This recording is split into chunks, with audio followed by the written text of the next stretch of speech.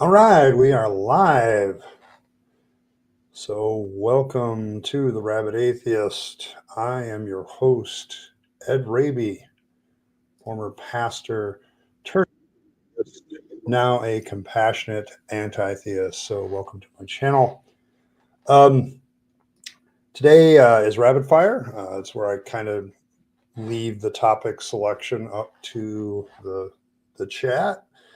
And we have a good one to start things out with, so I'm kind of excited about that. But I got a few announcements before I begin. I've been thinking about this for a while. So, uh, January and February have kind of been my months to kind of experiment with different things and do different things and that sort of thing with the channel. And March is my birthday is in March, so I kind of have a better time making changes and things like that in March. So, so there's that aspect of it. But yeah, it's yeah, my sound is good. So yeah, my sound is good. Rumor, at least it says it's producing something. So um, whether it is or not, I guess I'll find out. Yeah, but it's your speaker. Okay, fair enough. Fair enough. All right. But so some of the announcements that are going to be happening next week will be the first week of March, and I will be live streaming Monday through Thursday. I'm going to try to turn this into a regular thing at 6 p.m. Eastern Standard Time, U.S. time, Monday through Thursday. If I have a Friday live stream, that will be entirely up to you. I'm going to start setting goals every live stream as far as financial support. And when I meet a goal, something else nice will happen. So that's kind of where I'm headed with the live streaming thing. It's mostly me trying to make it financially viable. So we'll do that instead. But so there'll be live streaming Monday through Thursday for sure. I've got a couple other things that I want to do with that, which I'll talk about here in a minute. But Monday I want to talk for the live stream. I want to talk morality and philosophy and ethics, something that theists often accuse us atheists of not having. And so I want to talk about a lot of that. I'm going to call that the Stoic Atheist, and we're going to head into philosophy and stoicism and a few other things that I like to do on Mondays, kind of kick the week off. Rapid Fire will still be on Tuesdays. And then Wednesday, I'm going to drop the Bible study that I do every week on Tuesday morning at 8 o'clock. So you can watch that video, the Bible study video. And then Wednesday, we're going to talk about it. So we'll have a Wednesday Bible study on something you've already looked at. And so hopefully that'll help it. How do I keep sane when I used to be one, and I think that helps. It helps to buffer against the insanity when you were insane once upon a time yourself. uh, hey, Colorado biker. Oh, yeah, I like Sagan. Let's see who else is here before I get too far, before I lose the stream to everything else. Let's see. We have Cranky Elder God was the first one here. Rimmer came in, snuck in. Hello, all right. And then John from Holland. Thank you for being here. Let's see. And 321. And Colorado Biker. We have Pinworm. The Skeptically Pissed is here.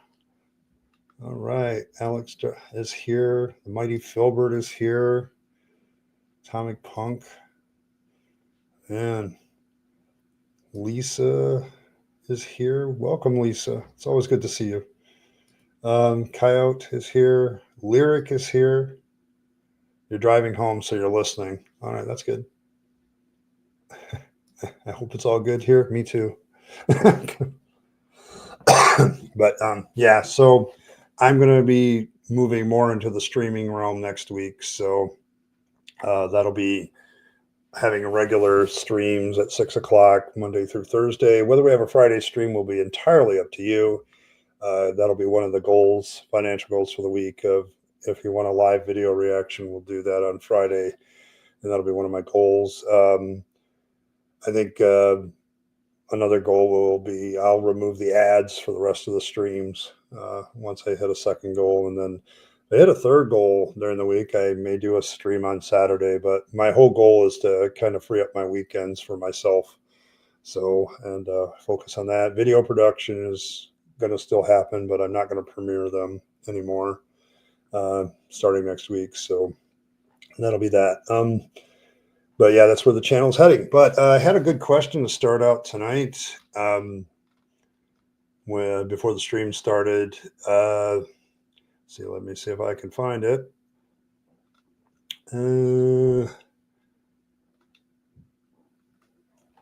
Yes. Okay, the burning question. Did you ever get through the concept of primal sin? And Cranky Elder God defined that as the original sin by Satan, not necessarily the fall of man, and how that affects people's thinking about sin when they're theists. I think the big issue for me when I was a preacher with primal sin is I always had a hard time with dealing with Satan in the first place, because we're talking about the fall of Lucifer, and that's in Isaiah 14. The problem I always had with that passage is it seemed to be talking more directly to the king of Babylon. So that kind of that kind of ended up being that direction. And so it's like I was always like, is this really about Lucifer? Or is just God referring to the king of Babylon and saying the term Lucifer to kind of refer to him? So as with all things in the Bible, they're subject to interpretation, which is one of the great things I would say is the proof that it's not like the word of God. Okay. Seems like you have an omniscient, omnipotent being that's going to know everything that's going to happen. They're going to write a book in such a way that you can't have it subject to interpretation. But primal sin is a good one for that, because you got some people looking at Isaiah 14 and going, "Oh, that's the fall of Lucifer," and then other people looking at it in context and going, "Yeah, well, maybe that's just a reference to the king of Babylon at the time," which, given when the Old Testament was actually put together at the time of Babylon and Persia and all that stuff, it makes perfect sense that somewhere in the prophets they would have a jab at Babylon. So that sort of thing. So let's see. But yeah, that's differentiated from original sin, because original sin is when humanity falls, and primal sin is the original sin of Lucifer. Now, this creates a problem, as some people have pointed out. You have this issue of, okay, you have this belief of primal sin. So what happens to original sin? So when Adam and Eve are sitting there in the garden, according to the story, you've already had evil introduced. You've already had death introduced. I mean, when God gives commandment, don't eat of this tree or you'll die. So obviously death has already become a part of the thing, okay, part of the universe. And so those that hold to like a primal sin view, they're going to say, yeah, that's where that came in, as Lucifer's fall. And so Lucifer is just trying to get Adam and Eve to go along with his shit. The problem with that is the serpent itself is never equated with the devil. That's a later Christian theological development. So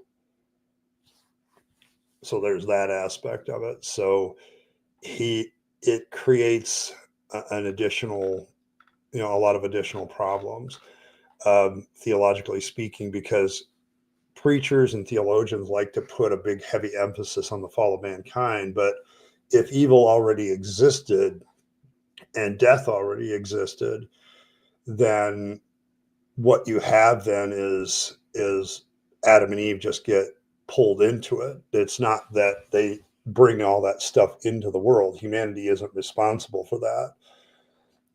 The devil is. And so it kind of takes the teeth out of the original sin doctrine. So, oh man. Yeah, that's kind of why I'm maybe, but I may appear on live streams on Saturday, but I don't know if I'm going to actually do one. There's just so many now. Same with Sunday, but Sunday is my day off because I'm a former preacher and I don't work on Sunday actually anymore.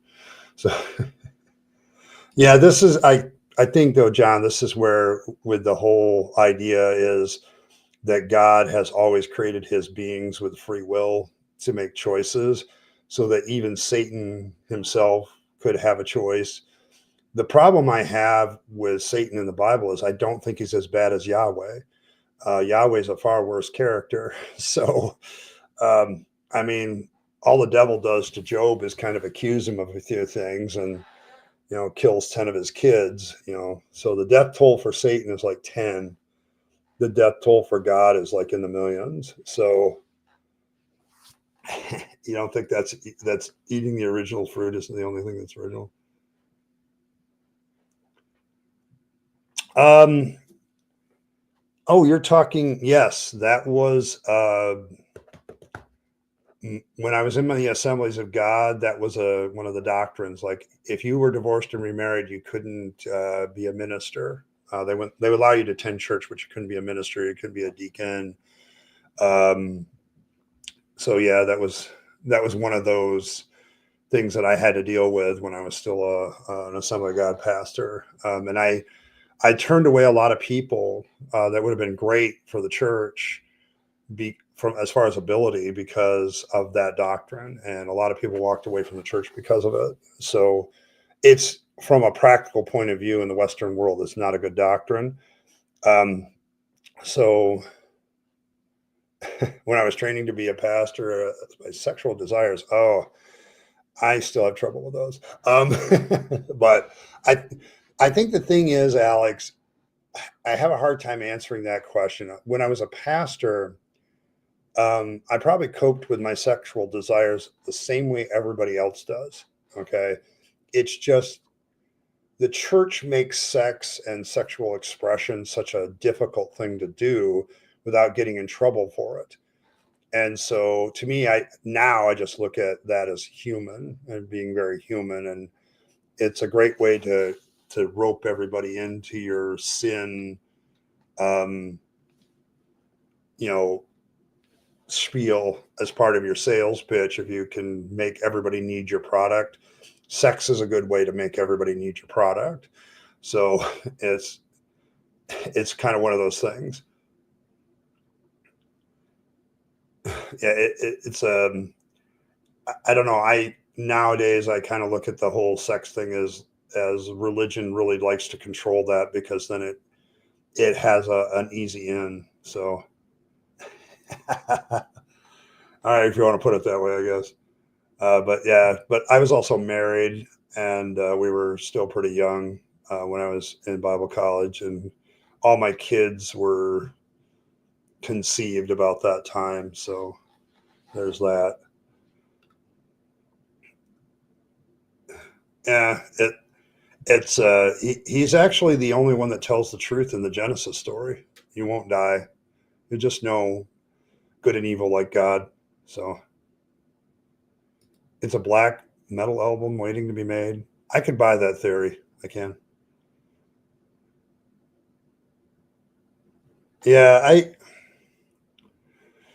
Yeah, instead of the idea of God, the fruit of the Bible. Yeah, the thing is, then can you really blame Adam and Eve for not being prepared for that encounter?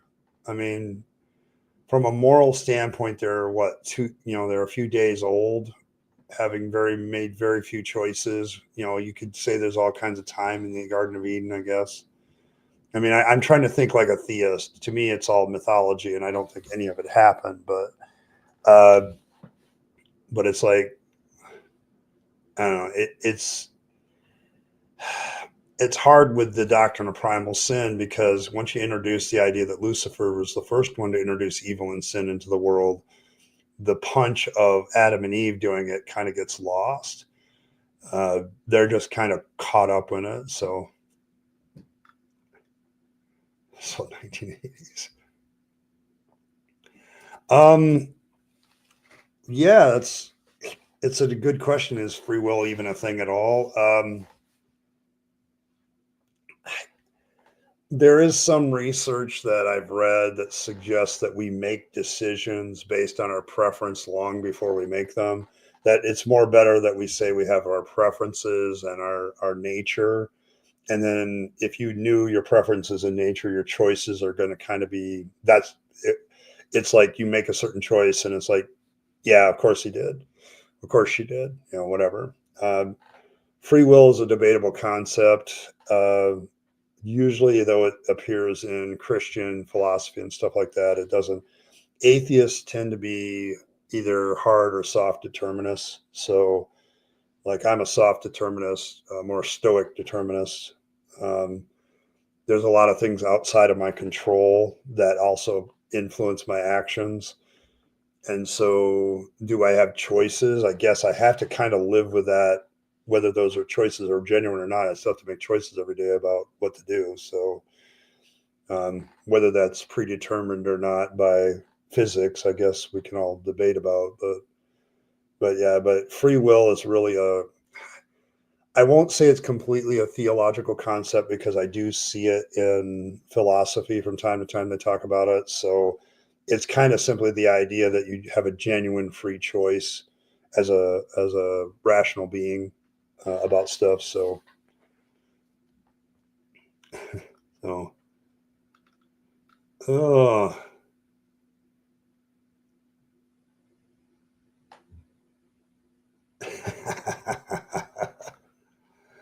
oh my gosh. Yes. In fact, it was actually quite encouraged. My school, Trinity Bible College, had an alternative nickname called, they called it Trinity Bridal College. The whole idea was Christian girls that wanted to be pastors' wives went there to marry the guy that was training to be a preacher. So there was a lot of marriages every summer. So um, probably mostly for ill, but okay.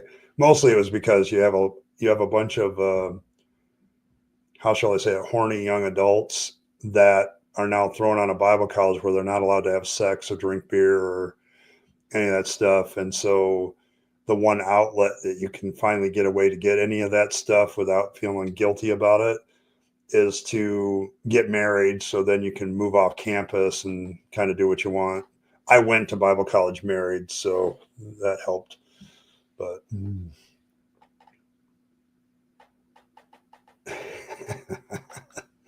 there you go. Yeah, defending masturbation. Yeah, it's a great song. It's a good song. Yes. I think it was Christopher Hitchens I heard that first from lyric. I believe in free will because I have no choice to believe it. I have no choice but to believe in free will. So it's the thing about free will. It's like how much of my choices are actually me making a choice, and how much of it is my environment, my nature, just following what I do. So yeah, this is why I'm not a hard determinist, because there is an element of probabilistic stuff even in natural laws. So it's like the quantum level of things kind of causes me to think that maybe not everything just follows physics and chemistry strictly. So, and even that is a question. So, Uh, I don't know. I kind of agree with, treat other people like you want to be treated to an extent. I think but that's in every moral system. So I think that's one of the cases where if you read the Bible, you need to realize that all religions borrow from the morality of people around them so that they fit in. Uh, so I tend to follow the thing that a lot of it is myth. I think the Old Testament in particular is loaded with myth, and most of it was written like 600 BC and afterwards. So Reddit, written, edited, compiled, and so it reflects that time. Okay, which is why they get so many things wrong, like the Exodus. If they left Egypt at that time, they would have been traveling to the Promised Land, which was also part of Egypt at the time. Egypt ruled Palestine at that time, so they didn't know that, and so they walked right and stepped in it without realizing it. So um, it's the problem is, the more you know about actual history and archaeology, the more you kind of dismiss a lot of the Bible stories. Like I'm firmly convinced that the first 5 books of the Bible are pure straight A, grade A mythology that the people of Israel made up, and then to have their own mythology. And then I think the rest of it gets less questionable the closer you get to the time of Babylon. I'll just put it that way. I think like Joshua is completely made up. Uh, the conquest of Canaan, somebody had a really good imagination. Some of the side characters are interesting, like Rahab the harlot is an interesting character when you consider that God tells you to kill everybody, but nope, not her. so so there's that aspect of it. But yeah, I don't think, honestly, the judges, I think maybe they might be legendary characters that were somehow preserved. The kings and stuff, like Hezekiah, the king Hezekiah, we know he was a real person.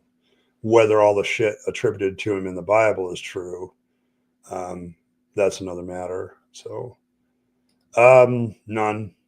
Although they got a lot of voluntary pastor's wife training. Um, you know, I think piano lessons were kind of popular.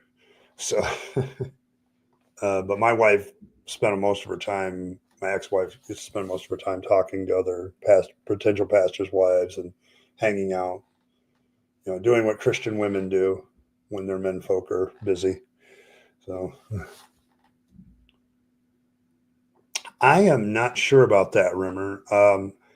I know, gosh, I there's very few, and I think that's because a lot of other denominations look at the verses in First and Second Timothy and Titus where it talks about husband of one wife, and these are the requirements to be in leadership in the church, and so they take that a little bit more seriously. So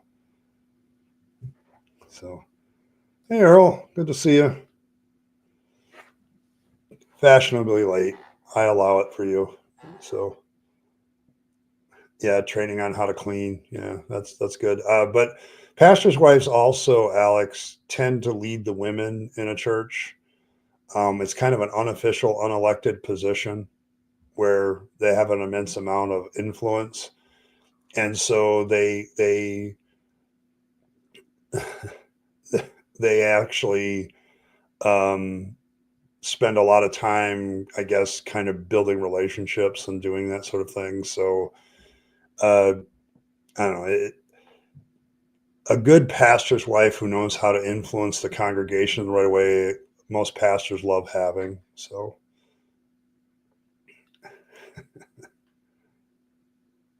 oh,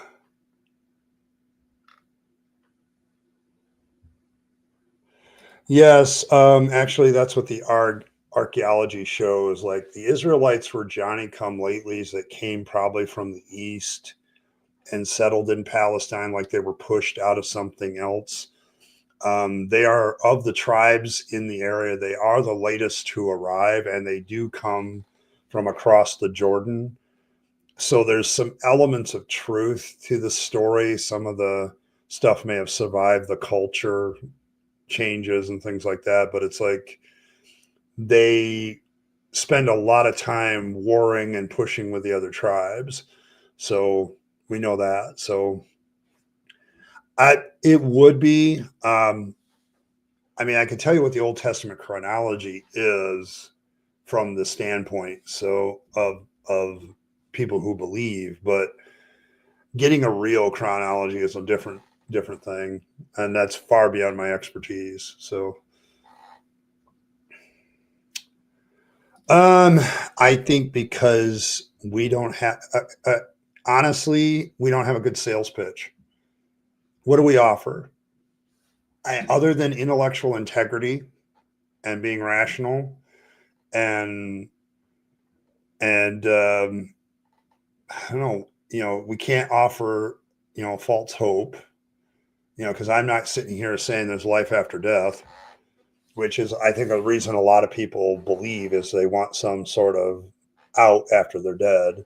They fear death, and so they have to come up with something. Uh, my experience with theists on this channel tells me there's a certain personality type of people who like to be right about things, and that religion appeals to that. It appeals to the ego. It appeals to so many things.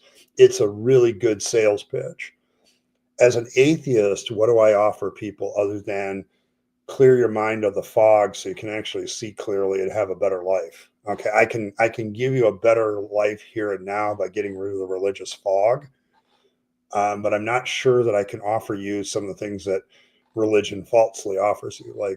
Um, like I'll sit here and say, hey, you're free, so now you can figure out your purpose for yourself.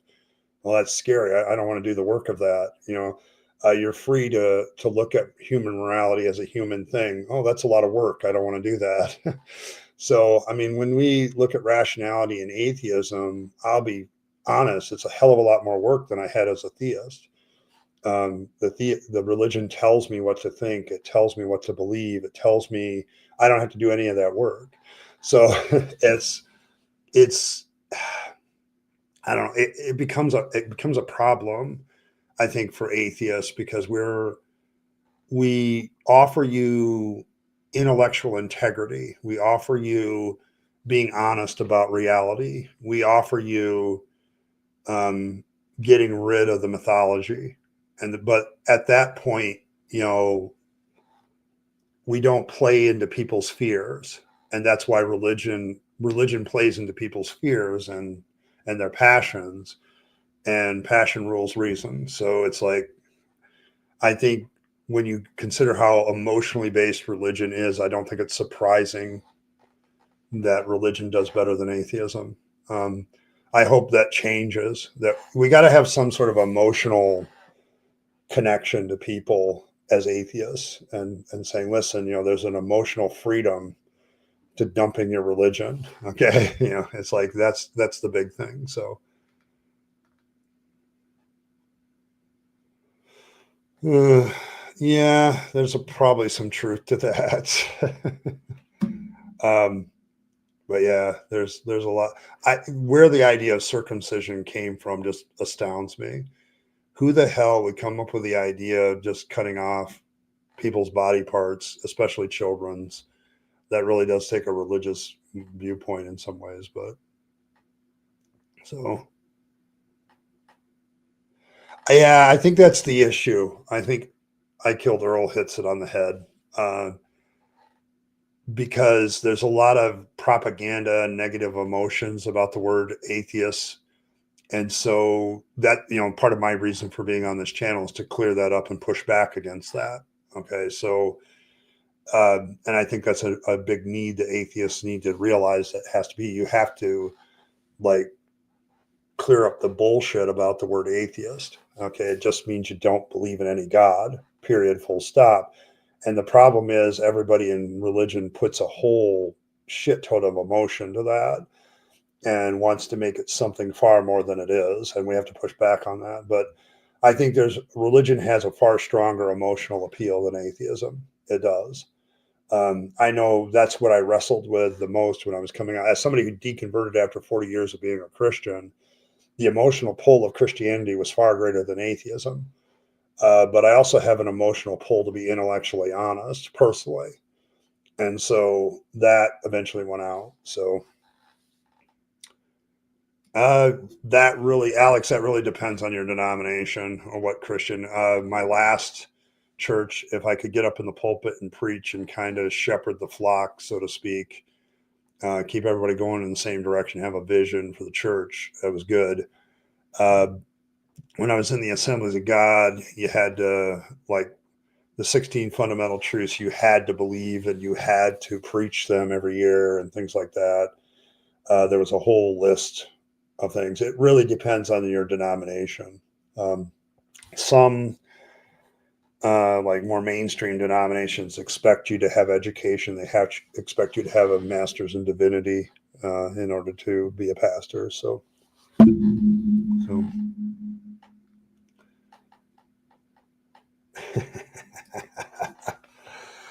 my three children would probably agree with that statement, Atomic. So they were PKs, and I actually have a PK, a girl that's a PK at work that I work with, and I could tell she was a pastor's kid before she said so. So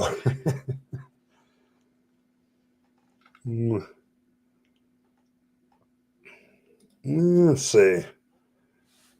One thing I'll never understand is God pretty much always chose war rather than debating and being a bigger person. He could have easily given them a chance. Exactly. Um, if you're omniscient, okay, and omnipotent, okay, I think the striking thing about the Old Testament God is how unimaginative he is in using his power.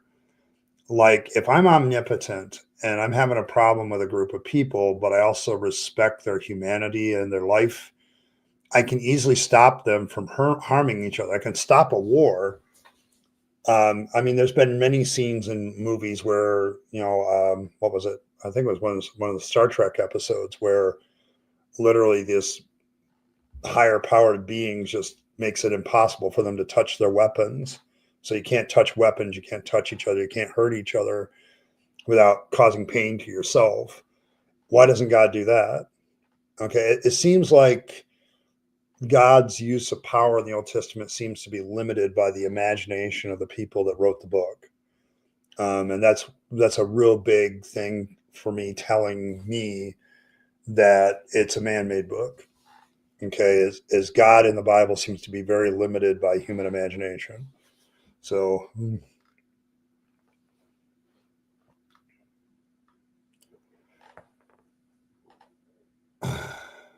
yeah, we are getting up there. I'm very interested to see what the next major poll says because of the resurgence of the religious right and whether people are being drawn back into that a little bit. You have these ups and downs and movements, so uh, I'm very interested to see with atheism what happens. Um, a lot of the big pushers for new atheism, like Hitchens, is gone. Daniel Dennett is gone. Dawkins has been marginalized because nobody likes him, at least on one side of the equation. And then you have Harris, who probably for most of us with the four horsemen of the apocalypse there, he was my least favorite to begin with. So I don't know. The big promoters of pushing back against religion are kind of out of the US and they're just not there anymore. There's a lot of new people, but it remains to be seen which one is going to have the most influence. And that's the thing about politics and society. You have to have influencers. So there's that.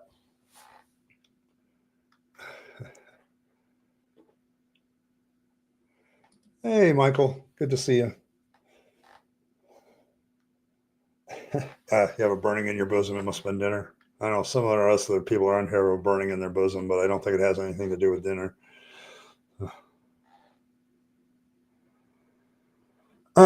Yeah, I would say also that religion does indoctrinate, and it's like I said, having done the indoctrination myself, I knew that most indoctrination was emotional. You have to make the emotional connection with the religion, and we went after kids. Back then I wouldn't have called it indoctrination. I would call it, you got to get those kids while they're young so that they don't lose their salvation, kind of thing. So there's an emotional appeal to the parents to get their kids in Sunday school and stuff, and then you do a lot of this emotional appeal with kids. I mean, the simple songs at children's church, creating the emotional connections to the faith. And so that's what religion has on atheism, because we push back against that kind of connecting with emotions. So I can connect you to the emotions of humanity, but belief in no God, there's nothing to connect there. So it's a ideological problem. So I've been wrestling with this myself. If you haven't questioned, like, how do I influence people to be non-religious when the connection is so emotional? How do I pull people out of that? Because I feel people are wasting their time. I'm very much with Hitchens on that. Like, religion does poison everything, no matter what people think. And so I guess I see it better because I used to be in it and I got out. So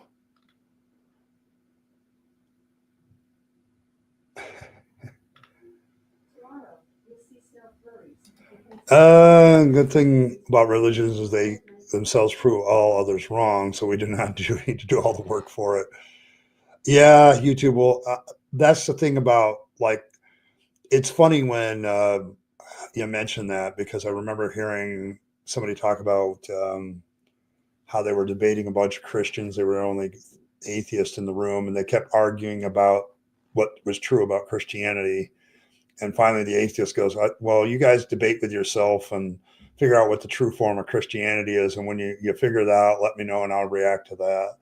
And I thought that was one of the most brilliant responses, because half of the time people ask me, where do you get some of these counter arguments to some of these theist positions? I'm like, the other theists. Yeah. It's like they fight with each other more than they fight with me, I think. So yeah, church administration, how a church is run. As a former pastor, I can tell you that's how I kept a lot of people in. One of the theories, we always worked very hard to what I call close the back door. You will always get visitors to a church. Anybody who's in ministry will tell you that people visit churches all the time.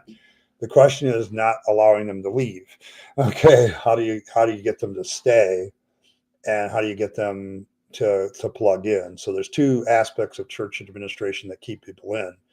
Number one, people will stay at a church because they like the preacher. That's like one of the top three reasons people will stay in a church, is they like the preaching. And to have likable preaching, you have to be A, practical, and B, appeal to people's emotions, which I worked on all the time as a pastor. I can tell you that a lot of my sermon preparation was about how to appeal to the newcomer, practically. What practical value does this passage have, and that sort of thing. The other part of it is definitely how the church is run, and making sure people are loved and cared for and not have a toxic environment. Although religion by itself kind of breeds that, and you're constantly putting out fires because of it. So yeah, definitely when you look at how people are kept in church and how indoctrination works, it's not just the teaching of the church; it's how the church is run. Um, People, when you look at a big church, understand that that's not an accident. Okay, it's not an accident. It's people come through the front door and they find good reasons to stay, and the place grows. So,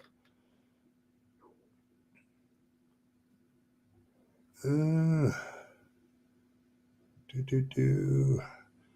oh, I was in the church for a long time. I'm okay. Let's see. May's coming up, 2025. This year will be my 9th anniversary of not being a Christian and my 8th anniversary of being an atheist. So that's coming up May and June. So, but before that, I was in the church all the time. So very rarely missed a Sunday. So, uh,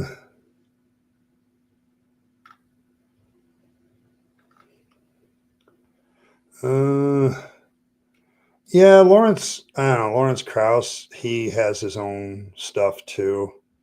Um, but all the real good influencers, though, Rimmer in the United States, have kind of died, or they're becoming relegated to something else because of other reasons.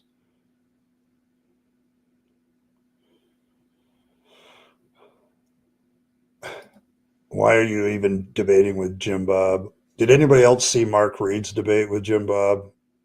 I saw the first 10 minutes and I couldn't watch anymore. So I don't know. Guys are relentless self-promoters. So, but, repetition. Repetition is a great mind control tactic, and churches do it all the time. It's not just, and it's, you think like, okay, like the expression God is good all the time God is good is a repetitive phrase that a lot of churches have during service. It's not just that, it's the whole year. Um, Christmas leads into, you know, Lent, and, you have the whole liturgical calendar for the entire year of people repeating the same pattern year after year after year after year. It has a effect of being comforting. It has an effect of being stable. It has the effect of keeping people, connected with the people in the church. Um, if I look at my last church, like I had a fellowship dinner first Sunday ever of the month. You have communion. I had communion the first Sunday of the month. Baptismal services in the summer. Like summer was the time to get baptized, into the faith. And it's that repetition of everything. Religion is constantly repetitive, which appeals to me. Okay. Because I like pattern, I like repetition as well. So there's that aspect of it. So, but yes, I think that has a heavy effect, Lou. It does. It's the whole aspect of religion is designed to keep people in. When you understand that about it, it's not so much about drawing people, but once they're there, it's about getting them to stay. Okay, and once they stay, it's very hard to get them out. Um, so,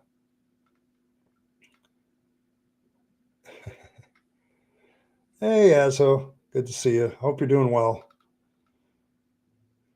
Uh, yes, God was only wise to the authors who created him, whether it came to men. Yes, exactly.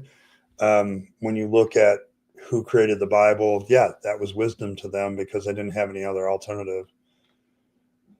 Now we have alternative. There's yes, they do, but then that kind of calls into question whether there's one God, isn't doesn't it? Yes, yeah, me too. Me too, asshole. I've had that debate a couple of times. So this uh, over the years. Yeah, yeah. I get what you're saying. I do. I do. The idea of that logic is kind of to me. I've had that debate with Christians before about logic, and I'm like, logic is a system created by human beings to help them order things. So before this gets away from me, though, I want to thank Lisa for her donation. Thank you very much, Lisa. I appreciate that. Um, so so there's that aspect of it. So yeah, thank you. I appreciate the silent cheerleader, Lisa. Lisa, I appreciate that. Um, yes, as we're reminding you all to hit the buttons. Please hit the buttons. Yeah, I miss him. Um, I really do. He was a large part of my deconversion was just listening to Hitchens and going, yeah, that doesn't make sense when I think about it that way. I think the thing about I liked about him and what appealed to me as a Christian and as a theologian is he actually dealt with the theology. Like he's like that theology doesn't make any sense, and this is why. Um, so there's that aspect of it. But yes, it's he was definitely had a way about him. Not everybody liked him. I'll admit that, and there are some atheists that didn't like him because they didn't like his style. But he did put the idea of whether religion is a good thing or a bad thing on the front burner for a lot of people. So um, thanks to that. So there's that aspect of it. Um, but yeah, I miss him for that reason because he would take on the theology of people, and I think that was always his uniqueness.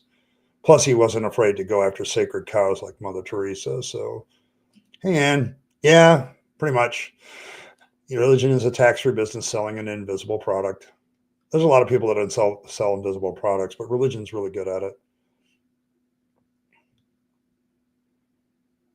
No, I'm not talking about managing the money either. I'm talking about how a pastor deals with people and orders things in his church. Like, it's no accident like a small group programs are in certain churches because it's the way they keep people connected. I used to do that myself. So, but yeah, the money thing, I don't. The money is a byproduct, and you figure out how to deal with it. But it's how human beings are managed. That's part of indoctrination too. So I speak from experience. Like I took, when I got to my last church, we had 8 people, and by the time I left, I had 40 probably. In a small town where that's actually a pretty good ratio, but it was all about diplomacy and managing people. If you're a good people manager, you can keep a group of people together. I would say that that's true, Michael. I think logic is just a way we've found to describe reality. I think what logic does for us is it shows us when we're reasoning poorly more than anything else. Yeah, and that's the thing, Alex. It's about the community. You're leaving in the first place. It wasn't about the preaching. It's not about the rationality of your faith anymore. It's about um, all the other aspects of it. It's like I don't want to leave the community. I like these people. They love me. Yeah, that was kind of my assessment too, Earl. It's like he wasn't prepared. Um, and it's too bad too because that's the last thing Jim Bob needed was another ego trip. Um, so that's a year for you. Well, good for you. Congratulations. I don't think we say that well enough to people that are deconverting that they need to be congratulated.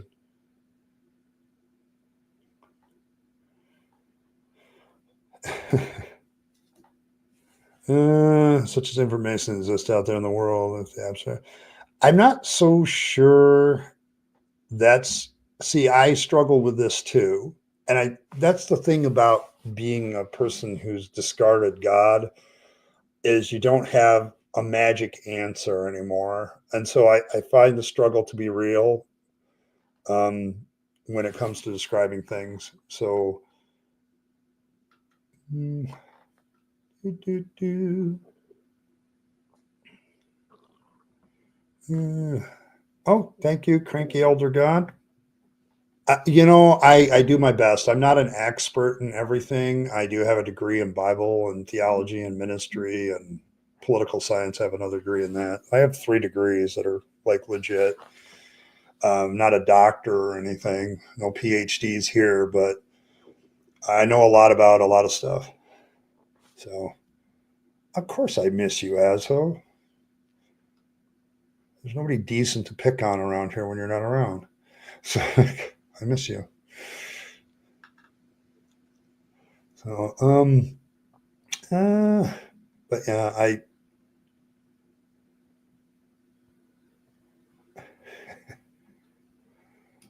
yeah.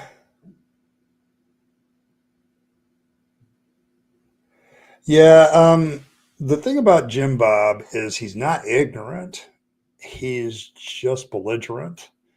It's not, I don't know. I've described him before as knowing enough about philosophy to be dangerous to himself and his followers. At the same time, he's not even at the level of inspiring a philosophy and having a degree in it. So some of the stuff that he goes down is just completely off the wall, as B.S. Lewis and many others will tell you if they've done videos reacting to him. Like there's a he follows what I would call a mystical philosophy, and I think that's the problem with dealing with him. So, but yeah, Mark was not prepared for that, and it's if I will never, I probably won't ever debate, but if I ever did, I'd make sure I knew who I was debating and I'd be prepared for what could come up. So, and you have to do that. But that's me. Thank you, 321 Baitor. Appreciate you. Um, uh, it's a rough one. Um, as a member of the Clergy Project, I still keep my thumb on that. Every once in a while, I check things out, and we have our own problems because we have people. We have had people that have gone back into faith, and that creates a problem because a lot of what we do is secret to cover. Some of these people that are leaving the faith, for instance, are in places that are hostile. Like if they're a Muslim cleric and they're leaving the faith, that can be actually quite literally physically dangerous for them. So, like life threatening. So, but others of us have left the faith because it's like, despite the emotional connections, it's like I I can't live in a society where I'm surrounded by inherent dishonesty, and it takes a lot of integrity, I think, to walk away from your religion. And the problem with that is often you find yourself very alone. One of the biggest problems most people have when they come here is finding a community, and so I try to make this place a community for people. I want people to feel comfortable here if you're deconverting, and thus my mods are instructed. If people are making a person deconverting it uncomfortable, yeah, push that timeout button, push that goodbye button. Um,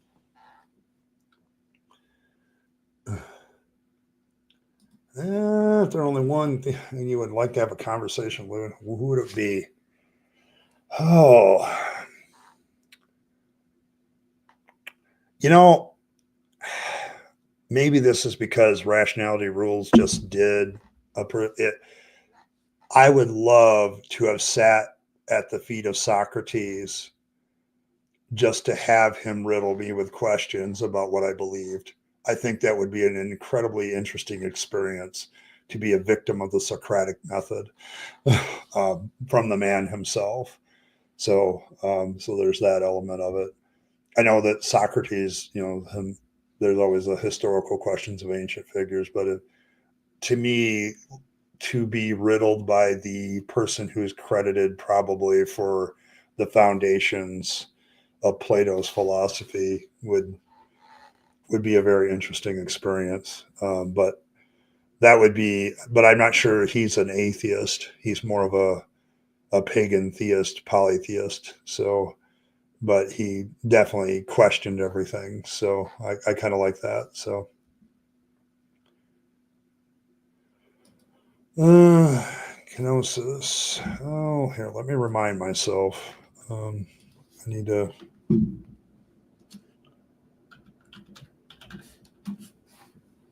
Oh, self-emptying.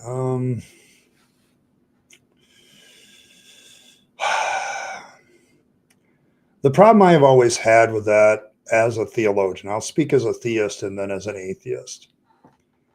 As a theist, the idea of God limiting himself is a hard one, but Jesus emptying himself and becoming human, I guess, makes sense from a standpoint that in order for God to truly experience what it's like to be a human, he has to empty himself. But then again, Jesus displays an incredible amount of knowledge all the way through. So, how much emptying of yourself do you have to do? What's the limit on that? It just fuzzes the edges about Christology if you're a theologian. To me, it just makes it it makes the idea of Christ, theologically speaking, very malleable. You can make him into anything you want. Well, he just didn't know that, or well, he did keep that from his divine. It's like you can play games like that all the time. That's the problem with theology is you can massage it any way you want. So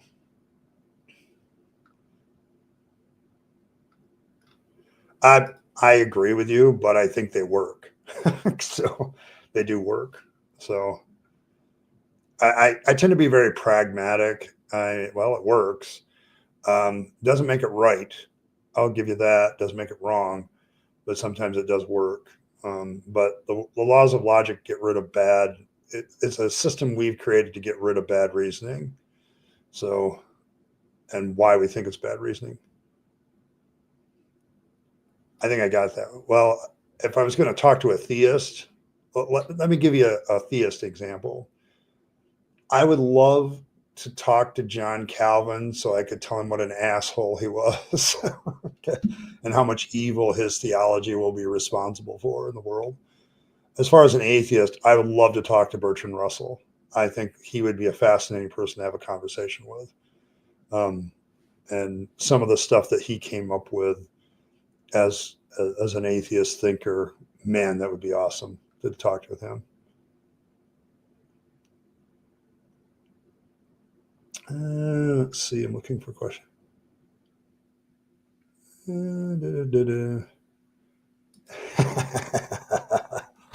That's probably true. No, he is Dunning-Kruger.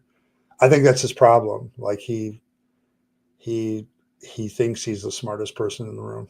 So,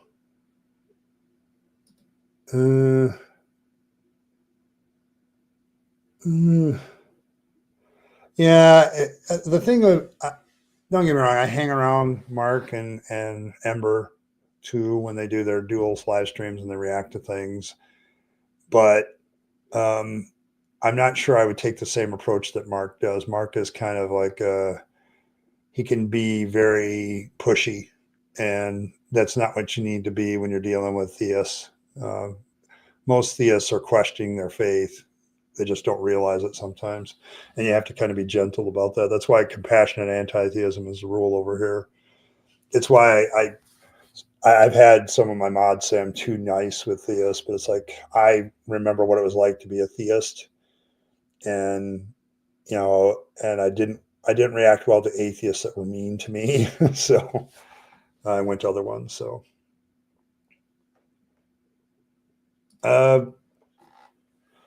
at the moment, you can't seem to grasp the idea that there is nothing after. I think that's the big thing you run into when you're talking to theists is they just don't want to give up the afterlife belief because there's a lot going on there, psychologically speaking. You're talking about loved ones who have died.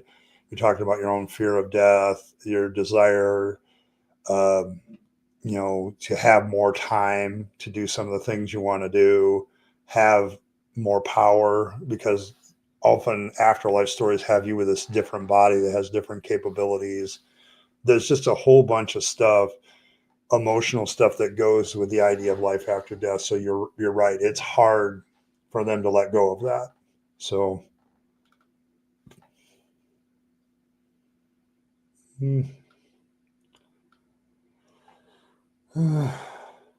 yeah, that's kind of the way he is. Um,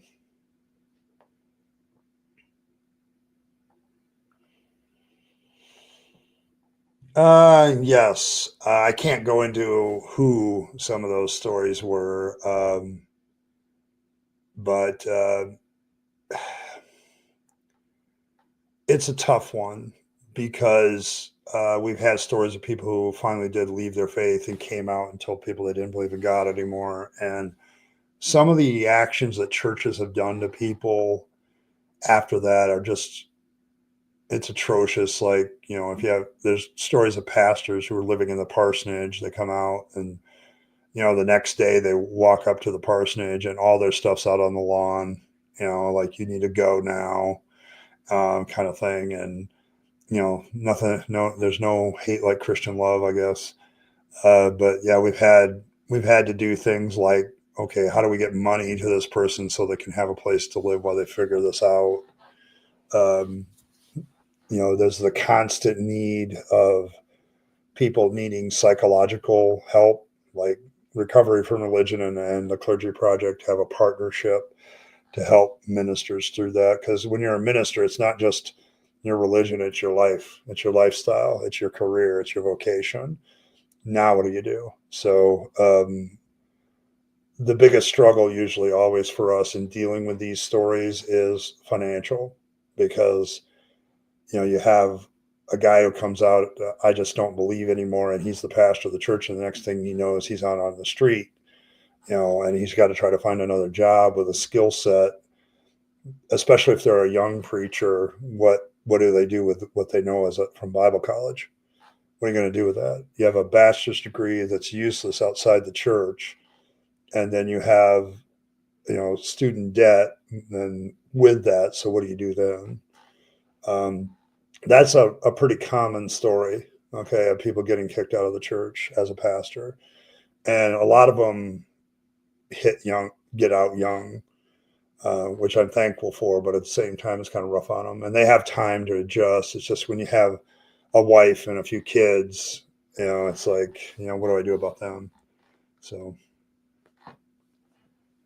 you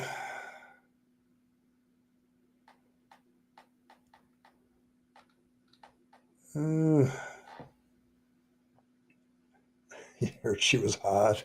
Okay. Yeah, I suppose.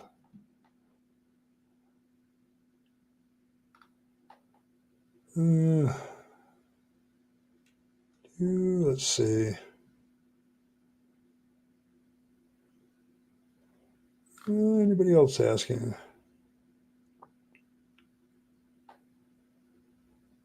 That's a good question. See, this is why I want to do a live stream on Monday, the Stoic Atheist, just to talk about these issues of philosophy.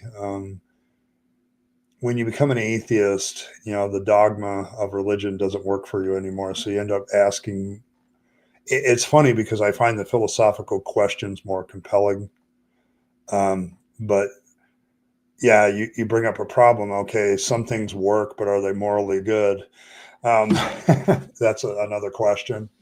It's like it's the Jurassic Park scene where you scientists keep asking, can you do something, and you should ask, should you do something instead, kind of thing.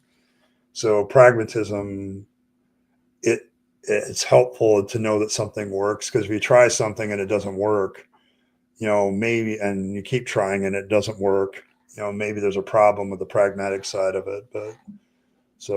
But whether it's good or not, well, that's another discussion altogether. And that's why I say morality as an atheist is much more difficult. Religion gives you that all packaged, and you don't have that anymore. But that's definitely a question I would definitely dive into on Monday, maybe. So,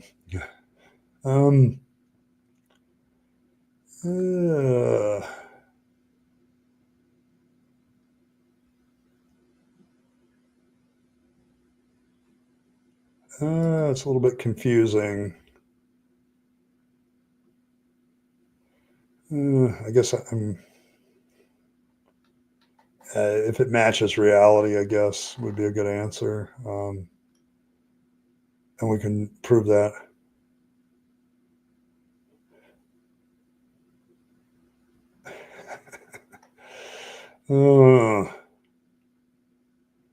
More questions here.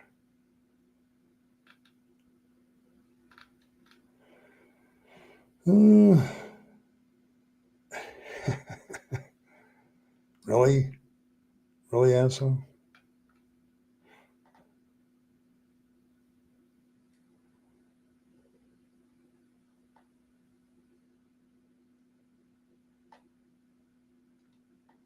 So there's that aspect. No, but yeah, it's been just so I reiterate before I take off, because I have passed my hour and I'm kind of looking at work here. So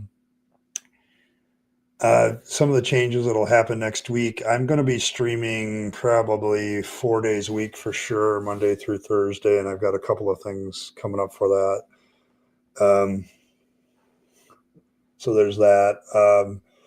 And I think Monday's stream is going to be very philosophically oriented for those of you into that. So struggling with morality and stuff like that. And then still doing rapid fire on Tuesdays. I did it to Wednesday this week because I had a birthday party yesterday to go to, a very important 4-year-old in my life. who just turned 4. Well, who will turn 4 March 1st. But so I did that. Wednesday, I'm going to drop the Bible study on Tuesdays, and then Wednesday we'll go over it for those of you who like that. And I can do some live question and answers about that. And then Thursday is going to be still deconversion hangout to talk to people deconverting who need the help. So, but there's that. And then we'll have a Friday stream if I meet enough financial goal for those 4 streams. So, and maybe a Saturday if we go above and beyond. So it's kind of where I'm headed with the channel. My videos are going to probably drop in the morning instead of at night, and there won't be a premiere to most of them anymore. So, but I got some plans there too. So, but yeah. Let's see. Yeah, I know there's a lot of debate discussion in the chat right now. Just to reiterate, I don't debate. If you're looking for me in a debate, you're going to be sorely disappointed. I'm just not really sure what it would accomplish for me or my channel. So there's that. I think I would take the opposite approach. I would absolutely not insult him at all. That's maybe me being a stoic, but it's like, I don't think I would do that.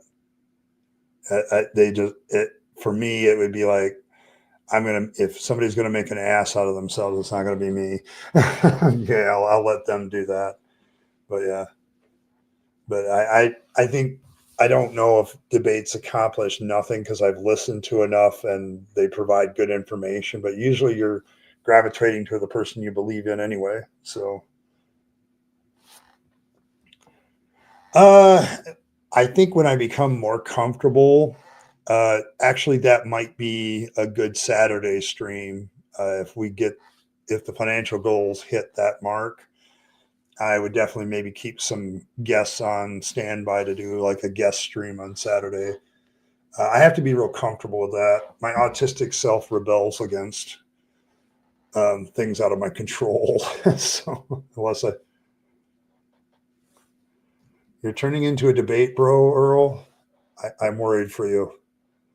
Keep your head down. That's a dangerous world. So, but yeah. So yeah, I don't know. I'm thinking maybe a guest stream might be a thing to do as a bonus. So I'm, like today's goal, if we meet today's goal, if I don't make it today, I think I've got three super chats. So tomorrow when I'm doing deconversion, if I get 2 more, we'll do a Friday stream. So, and then, so that'll be that. But, yeah, you're kind of late. Your word for yourself. I'm glad to have Earl on as a guest. Maybe Asho, a few others that do stuff. But that way we can, talk about other things that maybe interest us and have a good time on a Saturday stream. But I'm trying to free up my weekends a little bit. Probably talk more about that tomorrow, why that is. But yes, yeah, we'll just bring in some people, talk about some stuff a little bit more live on a Saturday. But that's conditional on meeting a financial goal. If I'm going to put myself into that kind of social environment where my anxiety is going to go up faster, I'm going to definitely do something as a result of getting to a certain, I have to make streaming work for me financially for the channel. So that's why the goals and stuff. And today, people have been very generous. I don't want to discount that today. So it was very generous today. Thank you very much for all of you. But yeah, I have to look at it that way in order to justify my time. And then, I don't know. I Killed Earl is a pretty big name. I think so. But yeah, I would definitely like to have, I'm more interested in conversations. So like getting somebody to have a converse about atheism and deconversion is more my speed because that's more my interest.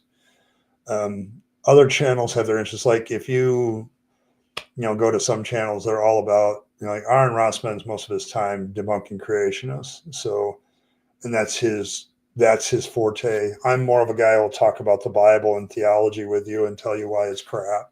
So why both are garbage, and speak as somebody with the degrees in them. So, and getting somebody like that would be cool too. Getting a guest that, we can talk about their expertise, and how it meshes with mine. And I think that would be fun. But yeah, I gotta work myself up to these things as I get more comfortable with it. I am always dealing with that, but I'm trying to free up my weekends, and there's so many Saturday streams, so it's really hard to get attention on Saturday anymore because there's so many of them. I guess I'd rather do my live reaction on a Friday because I think I may actually have a better chance. But so there's that. Thank you, Earl. Appreciate you. So there, we're only one more super chat away. The goal will keep running for a little bit. So thanks for that.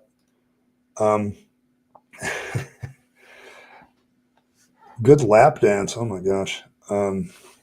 Man, you like lap dances there, Earl? Okay. I do too. I just never have experienced one. I think I would like one.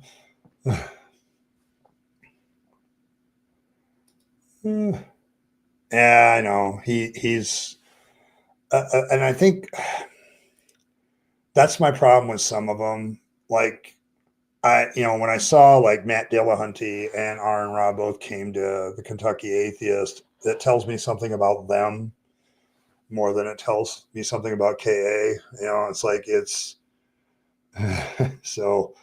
But yeah, it's I I think that's the issue I have with some content creators is they've gotten a little bit proud of themselves. And I don't know how, as atheists, we can have any pride. We're still a minority group in the West, especially in the United States. So it's like, no, I haven't. Actually, me and Durante almost had a stream together thanks to Tim Mills. In fact, Durante went with the idea of conversations with the pastors on his own stream thanks to Tim. But that was going to be the original, was going to be me and Durante and Tim on a stream, but that fell apart because of technical difficulties on Tim's part. And so, you know, it's one of those things that almost happened that I really regret and wish we could get back together. I may message Tim about that, see if he and me and Durante can get together, because I think Durante being a former pastor and me being a former pastor and Tim, being Tim Mills being Tim, that would be great. Yeah. See, this is kind of the thing. I think that's kind of what I'm looking for with the people I want to talk to. I want to do like Tim Mills does, but I want it to be like a live interview rather than a canned one, because I think you get to see the real person that way. Like you get to see, we all have our struggles, that's kind of the thing that I'm looking for, is because I think a lot of people look at atheists that are theists and they think that we're some kind of robots or machines, or they don't really see our humanity, and they're taught not to see our humanity. And it's the interviews that Tim does and stuff like that that kind of break that apart. It's really a good move, because that's why I think his channel's so interesting. But his interviews have definitely changed the lives of a lot of people. And you don't think Myth Vision is either? No, probably not. I don't even watch. I don't know if I watch Myth Vision that much anymore. I'm trying to remember why. So I don't know. It's finding people that fit me. That I think you're onto something though, John. It's like finding people that fit me, and I'm far more interested in the connection between atheism and deconversion and stuff like that. So, ooh.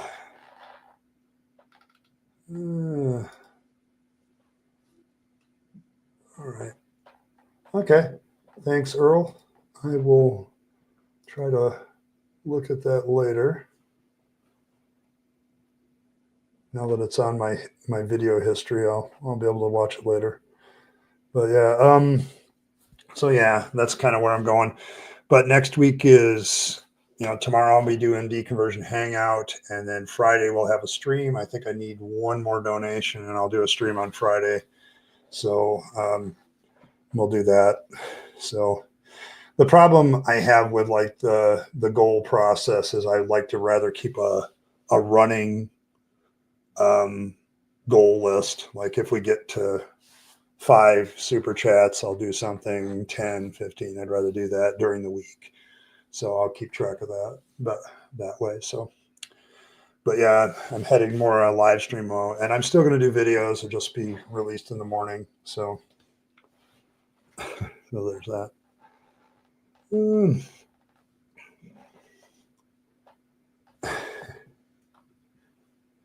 Oh.